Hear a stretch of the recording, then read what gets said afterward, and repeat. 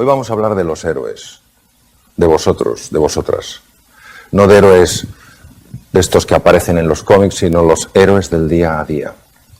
Porque ¿sabéis lo que pasa? Que a veces necesitamos recordar quiénes somos en realidad. No nos subirá la arrogancia, no nos tenemos que asustar. La heroicidad de la que estamos hablando lo que llama es a la admiración, no solo por uno en su esencia, sino por los demás.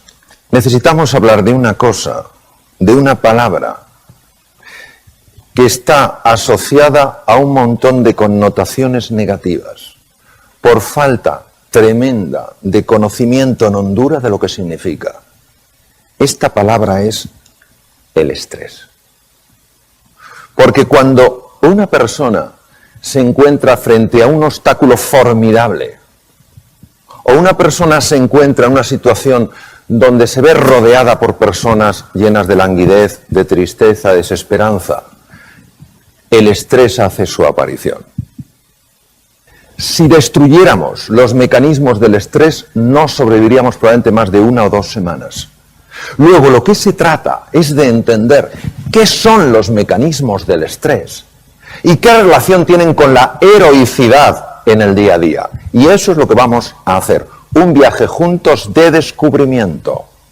Luego, cuando alguien nos pregunte qué es el estrés, en lugar de caer en la connotación negativa, el estrés es algo horrible, el estrés es un proceso que tiene 2 mecanismos.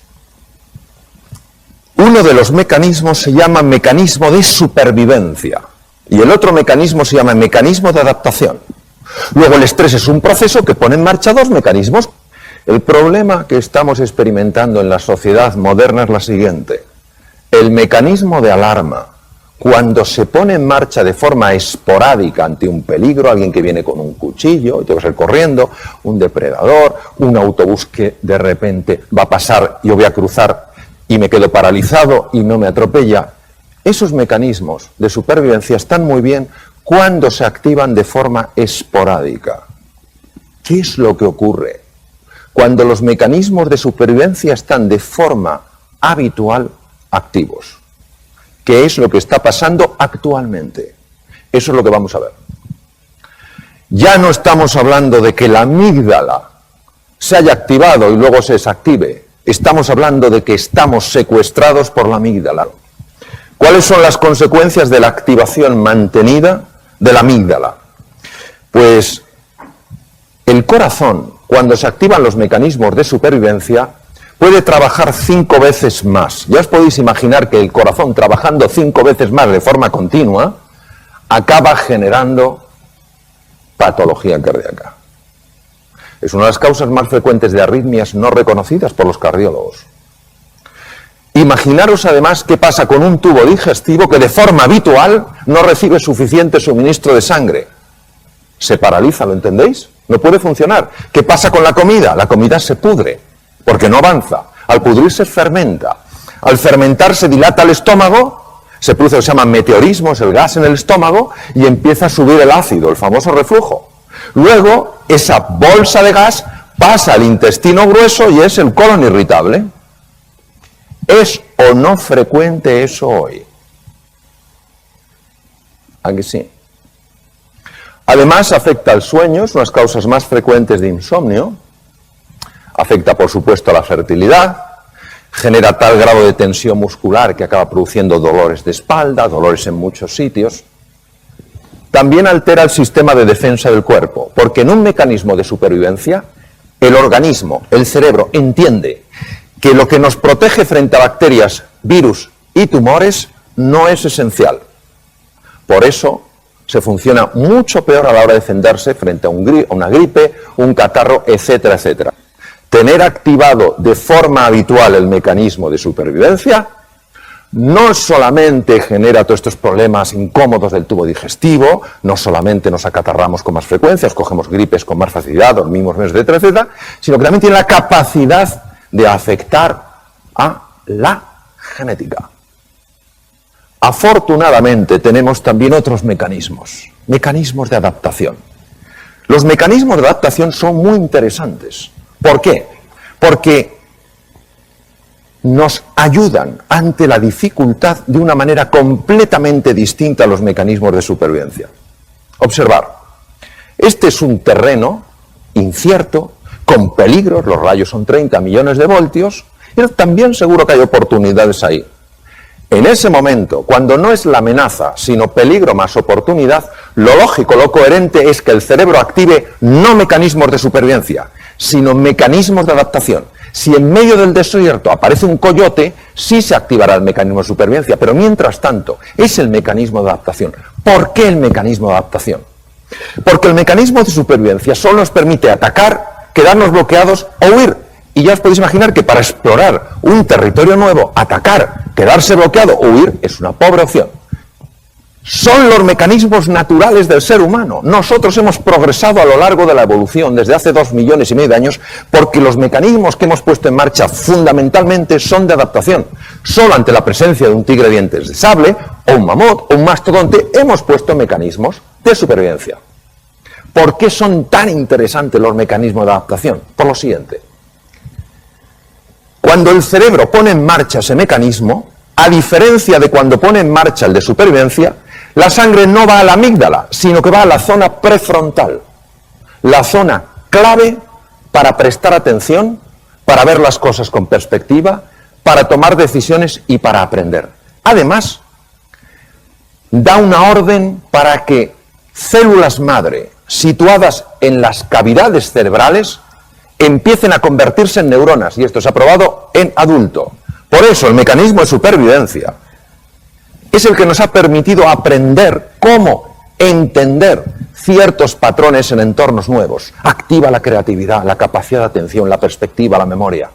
¿Por qué el ser humano moderno tiene de forma habitual, y esto es una cosa súper constatada desde el punto de vista médico, ¿por qué tiene activado de forma habitual sus mecanismos de supervivencia? Si no le ayudan a adaptarse y encima le generan desgaste incluso a nivel celular. Eso es lo que tenemos que resolver. Generamos interpretaciones de amenazas que son creaciones mentales y respondemos como si fueran peligros y amenazas físicas. Ahora, ¿por qué ponemos en marcha estos mecanismos en lugar de mecanismos de adaptación? Entendemos que el cerebro se equivoca, como se equivoca con el tablero. ¿Pero qué hace que se equivoque? ¿Cuál es la causa? La clave es múltiple. Vamos a analizar los elementos más importantes. El primero es el manejo de la atención. ¿Dónde pongo yo mi atención? ¿Dónde me estoy enfocando? ¿Por qué? Porque donde llevéis vuestra atención será siempre más real para vosotros. Muy importante, la atención es selectiva. Vemos donde miramos. La realidad es muy amplia, pero si solo estamos mirando a un sitio no veremos lo otro. Mucho cuidado con la toxicidad ambiental. Hay personas que son extraordinarias y a su vez son como agujeros negros. Te chupan la energía. Ves a otra persona igual y dice, ¿tú también has estado con él? Sí. Una cosa es la persona que está pasando por un mal momento o por muchos malos momentos y otra la persona que es fundamentalmente negativa. ¿Entendéis la diferencia, verdad? Mi consejo es distancia, porque os afectará sin que os deis cuenta por vía inconsciente. No penséis que vale decir, no, yo sé perfectamente lo que de esta persona me voy a quedar o no voy a quedar. No es así. Por vía inconsciente está entrando y está afectando a cómo percibo el mundo. Luego, ser vosotros y vosotras los dueños de vuestra atención. Poner vuestra atención donde entendáis que es inteligente y apartaros de cualquier sitio que por llevaros a ese entorno pone en marcha automáticamente mecanismos de supervivencia.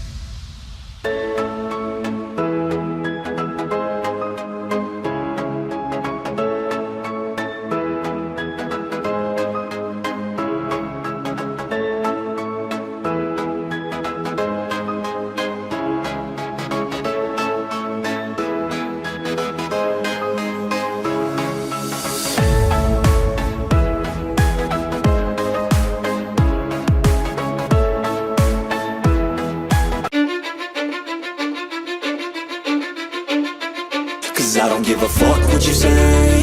Yeah, I'ma do shit my way.